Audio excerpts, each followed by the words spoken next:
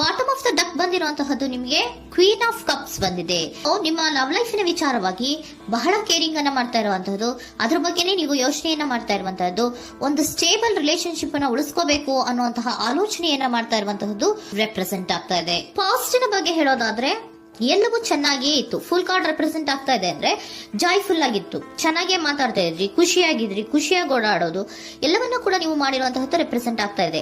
ಆದ್ರೆ ನೀವು ಯಾವಾಗ ಸೀರಿಯಸ್ ಆಗಿ ಕಮಿಟ್ಮೆಂಟ್ ಅನ್ನ ಕೇಳೋದಕ್ಕೆ ಶುರು ಮಾಡ್ತಿರೋ, ಅಥವಾ ನೀವ್ ಯಾವಾಗ ಸ್ವಲ್ಪ ಚೇಂಜಸ್ ಗಳನ್ನ ಮಾಡ್ಕೋ ಅಂತ ಹೇಳೋದಕ್ಕೆ ಶುರು ಮಾಡ್ತಿರೋ, ಅಥವಾ ನೀವು ಸ್ಪಷ್ಟವಾಗಿ ನಿಮ್ಮ ಲವ್ ಲೈಫಿನ ವಿಚಾರವಾಗಿ ಹೀಗೆ ಇರಬೇಕು ಅಂತ ಯಾವಾಗ ಒಂದು ಗಡಿಗಳನ್ನ ಹಾಕೋಕೆ ಶುರು ಮಾಡ್ತಿರೋ, ಆಗ ನಿಮ್ಮ ಲವ್ ಲೈಫಿನ ವಿಚಾರದಲ್ಲಿ ಫೀಲಿಂಗ್ಗಳು ಲೆಫ್ಟ್ ಔಟ್ ಆಗುವಂತ ಸಾಧ್ಯತೆಗಳು ಇದ್ದಿರುವಂತಹದ್ದು ನಿಮ್ಮ ಪಾಸ್ಟಿನಲ್ಲಿ ರೆಪ್ರೆಸೆಂಟ್ ಆಗ್ತದೆ.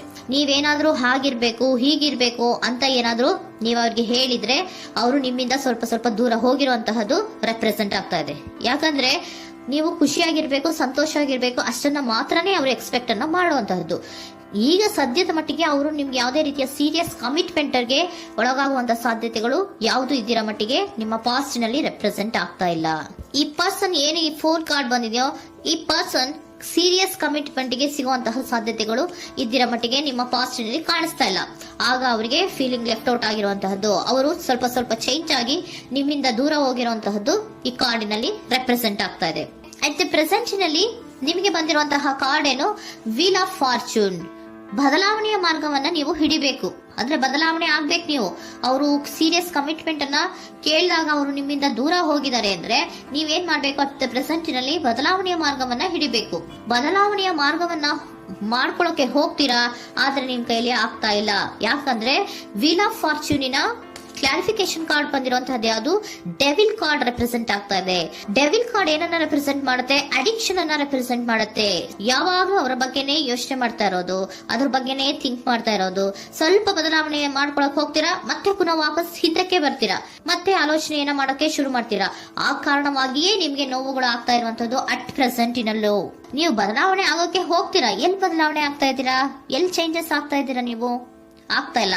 ಯಾಕೆ ಹೇಳಿ, ನಿಮ್ಮಲ್ಲಿ ಅಡಿಕ್ಷನ್ ಗಳು ರೆಪ್ರೆಸೆಂಟ್ ಆಗ್ತಾ ಇದೆ. ತುಂಬಾ ಅಡಿಕ್ಷನ್ ಇರೋದ್ರಿಂದ, ನಿಮ್ಮ ಲವ್ ಲೈಫ್ ನ ವಿಚಾರವಾಗಿ ನೀವು ತುಂಬಾ ಅಡಿಕ್ಟ್ ಆಗಿರೋದ್ರಿಂದ ನೀವು ಯಾವುದೇ ರೀತಿಯ ಬದಲಾವಣೆಯನ್ನ ನೀವು ಮಾಡ್ಕೋತಿಲ್ಲ.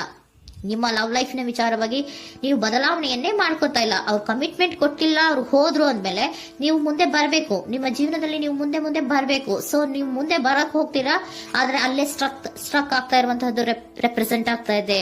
ನೀವ್ ಯಾವಾಗ ಅಡಿಕ್ಷನ್ ಗಳನ್ನ ಜಾಸ್ತಿ ಮಾಡ್ಕೋತಿರೋ ಅಬ್ಸೆಷನ್ ಆಗತ್ತೆ. ಯಾವಾಗ ನಿಮ್ಮಲ್ಲಿ ಅಬ್ಸೆಷನ್ ಗಳಾಗಕ್ಕೆ ಶುರು ಆಗುತ್ತೋ ಆಗ ನಿಮ್ಮ ನೋವುಗಳು ಜಾಸ್ತಿ ಆಗುತ್ತೆ. ಕಣ್ಣೀರಿಡೋದು, ನೋವನ್ನ ಪಡೋದು, ಸಂಕಟ ಪಡೋದು, ಪದೇ ಪದೇ ನೆನಪಿಸ್ಕೊಳ್ಳೋದು, ಅಳೋದು, ಆಗದೇ ಇಲ್ವೇನೋ ನನಗೆ ಅನ್ನುವಂತಹ ರೀತಿಯಲ್ಲಿ ಅಟ್ ಪ್ರೆಸೆಂಟ್ ನಲ್ಲಿ ಕೆಲವೊಬ್ರು ಇರುವಂತಹದ್ದು ರೆಪ್ರೆಸೆಂಟ್ ಆಗ್ತಾ ಇದೆ. ನೆಕ್ಸ್ಟ್ ಕಾರ್ಡ್ ಬಂದಿರುವಂತಹದ್ದು ಯಾವುದು, ಕ್ವೀನ್ ಆಫ್ ಪೆಂಟಿಕಲ್ಸ್ ಬಂದಿದೆ. ಸೊ ಕ್ವೀನ್ ಆಫ್ ಪೆಂಟಿಕಲ್ ಏನನ್ನ ರೆಪ್ರೆಸೆಂಟ್ ಮಾಡುತ್ತೆ, ನಿಮ್ಮನ್ನ ನೀವು ಗಮನವನ್ನ ಕೊಡಬೇಕು, ನಿಮ್ಮ ಕಡೆಗೆ ನೀವು ಹೆಚ್ಚು ಗಮನವನ್ನ ಕೊಡಬೇಕು. ಅವ್ರು ನಿಮ್ಗೆ ಸೀರಿಯಸ್ ಕಮಿಟ್ಮೆಂಟ್ ಕೊಡ್ಲಿಲ್ಲ, ಫೀಲಿಂಗ್ ಲೆಫ್ಟ್ ಔಟ್ ಆಯ್ತು, ಅವರು ದೂರ ಆಯ್ತು, ಹೋದ್ರು ಅಲ್ವಾ. ಸೊ ನೀವೇನ್ ಮಾಡ್ಬೇಕು, ನೀವು ನಿಮ್ ಕಡೆಗೆ ಗಮನವನ್ನ ಕೊಡಬೇಕು. ವೀಲ್ ಆಫ್ ಫಾರ್ಚೂನ್ ಅಂದ್ರೆ ಏನು, ನೀವು ಬದಲಾವಣೆಯ ಮಾರ್ಗವನ್ನ ಹಿಡಿಬೇಕು. ಬದಲಾವಣೆಯ ಮಾರ್ಗವನ್ನ ಮಾಡ್ಕೊಳ್ಳೋದಕ್ಕೆ ಹೋದ್ರೂ ಕೂಡ ಮತ್ತೆ ವಾಪಸ್ ಹಿಂದೆ ಬರೋದು, ಮತ್ತೆ ಅಡಿಕ್ಷನ್ ಆಗೋದು, ಮತ್ತೆ ನೆನಪಿಸ್ಕೊಳ್ಳುವಂತಹದ್ದು, ಮತ್ತೆ ನೋವನ್ನ ಪಡುವಂತಹದ್ದು ನಿಮ್ಮಲ್ಲಿ ರೆಪ್ರೆಸೆಂಟ್ ಆಗ್ತಾ ಇದೆ. ನೀವು ಈ ಅಡಿಕ್ಷನ್ ಗಳಿಂದ ನೀವು ಆಚೆ ಬರಬೇಕು ಅಂದ್ರೆ ನಿಮ್ಮನ್ನ ನೀವು ಬ್ಯುಸಿಯಾಗಿ ಇಟ್ಕೋಬೇಕು. ಟೈಮ್ ಇದ್ರೂ ಕೂಡ ಮತ್ತೆ ಪುನಃ ಹಿಂದೆ ಬಂದು ನೀವು ಆಲೋಚನೆ ಮಾಡುವಂತಹ ಸಾಧ್ಯತೆಗಳು ಇದೆ. ಅದಕ್ಕೆ ನೀವು ಅಟ್ ಪ್ರೆಸೆಂಟ್ ನಲ್ಲಿ ನೀವು ಆ ಫೀಲಿಂಗ್ ಇಂದ, ಈ ನೋವಿನಿಂದ ನೀವು ಆಚೆ ಬರ್ಬೇಕಂದ್ರೆ ನೀವೇನ್ ಮಾಡ್ಬೇಕು, ಸ್ವಲ್ಪ ಏನಾದ್ರೂ ಬ್ಯುಸಿ ಆಗ್ಬೇಕು, ಕೆಲಸಗಳನ್ನ ಮಾಡೋದಕ್ಕೆ ಶುರು ಮಾಡ್ಬೇಕು. ನಿಮಗೆ ಗೊತ್ತಿರುವಂತಹ ಯಾವ ಕೆಲಸವಾದ್ರೂ ಸರಿ, ನೀವು ಸ್ವಲ್ಪ ಬ್ಯುಸಿ ಆಗಿರೋದಕ್ಕೆ ಪ್ರಯತ್ನವನ್ನ ಮಾಡ್ತಾ ಇರುವಂತಹದ್ದು, ಮಾಡುವಂತಹದ್ದು ರೆಪ್ರೆಸೆಂಟ್ ಆಗ್ತಾ ಇದೆ. ಕೆಲವೊಬ್ರು ಮಾಡ್ತಾ ಇದ್ದೀರಾ, ಕೆಲವೊಬ್ರು ಮಾಡುವ ಕಡೆಗೆ ಆಲೋಚನೆಯನ್ನ ಮಾಡ್ತಾ ಇರುವಂತಹದ್ದು ಅಟ್ ಪ್ರೆಸೆಂಟ್ ನಲ್ಲಿ ರೆಪ್ರೆಸೆಂಟ್ ಆಗ್ತಾ ಇದೆ. ಇಮಿಡಿಯೇಟ್ ಫ್ಯೂಚರ್ ನಲ್ಲಿ ಏನ್ ರೆಪ್ರೆಸೆಂಟ್ ಆಗ್ತಾ ಇದೆ, ನೈಟ್ ಆಫ್ ಸೋರ್ಟ್ಸ್ ರೆಪ್ರೆಸೆಂಟ್ ಆಗ್ತಾ ಇದೆ. ನೀವು ಕ್ವಿಕ್ ಥಿಂಕಿಂಗ್ ಅನ್ನ ಮಾಡಿ ಏನೋ ಒಂದು ಆಕ್ಷನ್ ಅನ್ನ ತಗೋಬೇಕು ಅನ್ನೋದ ಆಲೋಚನೆಯನ್ನ ಮಾಡ್ತೀರಾ, ಬಹಳ ಫೋಕಸ್ ಅನ್ನ ಮಾಡ್ತೀರಾ ಒಂದು ವಿಚಾರವಾಗಿ, ಕ್ವಿಕ್ ಥಿಂಕಿಂಗ್ ಅನ್ನ ಮಾಡ್ಬೇಕು ಅಂತ. ಮತ್ತೆ ಪುನಃ ಏನ್ ಮಾಡ್ತೀರಾ, ನಿಮ್ಮ ಮುಂದೆ 2 ಆಪ್ಷನ್ಗಳು ಬಂದ್ಬಿಡುತ್ತೆ. ಯಾವ್ದು ಮಾಡ್ಲಿ, ಹೇಗ್ ಮಾಡ್ಲಿ, ಏನ್ ನನ್ನ ಕೈಲಿ ಆಗ್ತಾ ಇಲ್ವಲ್ಲ ಮರೆಯೋದಕ್ಕೆ, ಮುಂದೆ ಹೋಗೋಣ ಅಂತೀನಿ, ಮತ್ತೆ ಏನಿದು ಕನ್ಫ್ಯೂಷನ್ ಅಂತ ಮತ್ತೆ ಕನ್ಫ್ಯೂಷನ್ ಅಲ್ಲಿ ಇರುವಂತಹದ್ದು ಇಮಿಡಿಯೇಟ್ ಫ್ಯೂಚರ್ ನಲ್ಲಿ ರೆಪ್ರೆಸೆಂಟ್ ಆಗ್ತಾ ಇದೆ. ನೀವೇನ್ ಮಾಡ್ಬೇಕು, ಈ 2 ಆಯ್ಕೆಗಳಲ್ಲಿ ನಿಮಗೆ ಯಾವ ಆಯ್ಕೆ ಬೇಕು ಅನ್ನೋದನ್ನ ಫಸ್ಟ್ ಆಲೋಚನೆಯನ್ನ ಮಾಡಿ ನಂತರ ನಿರ್ಧಾರವನ್ನ ಮಾಡಬೇಕಾಗುತ್ತೆ. ಡಿಟರ್ಮಿನೇಷನ್ ಅಂಡ್ ಡೈರೆಕ್ಷನ್, ನಿರ್ಣಯವನ್ನ ಮಾಡಿ ಅದೇ ದಾರಿಯಲ್ಲಿ ನೀವು ಮುಂದೆ ಹೋಗ್ಬೇಕು. ಈ ಆಲೋಚನೆಯನ್ನ ಮಾಡಬೇಕು.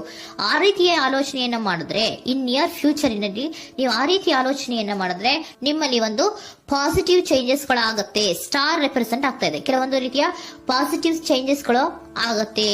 ನಿಮ್ಗೆ ಏಂಜಲ್ ಗೈಡೆನ್ಸ್ ಏನ್ ಕೊಡ್ತಾರೆ ಅನ್ನೋದನ್ನ ನೋಡೋಣ. ನಾಟ್ ದ ರೈಟ್ ಟೈಮ್, ಇದು ಕರೆಕ್ಟ್ ಆಗಿರುವಂತಹ ಟೈಮ್ ಅಲ್ಲ.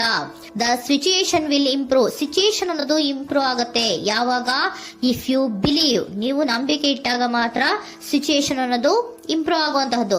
ಏನೀಗ ಬೇಜಾರಿನಿಂದ ಇದ್ದೀರಲ್ಲ, ಈ ನೋವು ಯಾವಾಗ್ಲೂ ಶಾಶ್ವತವಾಗಿ ಇರುವಂತಹದ್ದು ಅಲ್ಲ. ನಾಟ್ ದ ರೈಟ್ ಟೈಮ್, ಇದು ಕರೆಕ್ಟ್ ಆಗಿ ಇರುವಂತಹ ಸಮಯ ಅಲ್ಲ. ಸ್ವಲ್ಪ ವೇಟ್ ಮಾಡು, ನೀವು ಚೇಂಜಸ್ ಮಾಡ್ಕೊಳ್ಳೋ ಕಡೆಗೆ ಹೆಚ್ಚು ಗಮನವನ್ನ ಕೊಡು, ಅಲ್ಲಿ ಚೇಂಜಸ್ ಆಗತ್ತೆ ಅನ್ನೋದನ್ನ ಏಂಜಲ್ ಗೈಡೆನ್ಸ್ ನಿಮ್ಗೆ ಕೊಡ್ತಾ ಇದ್ದಾರೆ. Surrender your full power. Your life is a calling for you to step into your full power rather than playing it small. ನೀವು ಧೈರ್ಯವಾಗಿ ಒಂದು ಹೆಜ್ಜೆಯನ್ನ ಮುಂದಕ್ಕೆ ಇಡಬೇಕು. ಸೊ ಮುಂದೆ ಹೋಗುವಂತಹ ಆಲೋಚನೆಯನ್ನ ಮಾಡಬೇಕು. ಪವರ್ ಇಂದ, ನಿಮ್ಮಲ್ಲಿರುವಂತಹ ಪವರ್ ಅನ್ನ ಯೂಸ್ ಮಾಡ್ಕೊಳ್ಳಿ. ಯಾಕೆ ನನ್ನಲ್ಲಿ ಏನಿಲ್ಲ, ನನ್ನ ಕೈಲಿ ಏನೂ ಆಗಲ್ಲ ಅಂತ ಯಾಕೆ ಕೂತಿದ್ದೀರಾ? ನೀವು ಏನ್ ಮಾಡ್ಬೇಕು, ಬಹಳ ಧೈರ್ಯದಿಂದ ಮುಂದಕ್ಕೆ ಹೋಗಿ ಅನ್ನೋದನ್ನ ನಿಮ್ಗೆ ಸರೆಂಡರ್ ಕಾರ್ಡ್ಗಳು ಕೂಡ ಹೇಳ್ತಾ ಇದ್ದಾರೆ.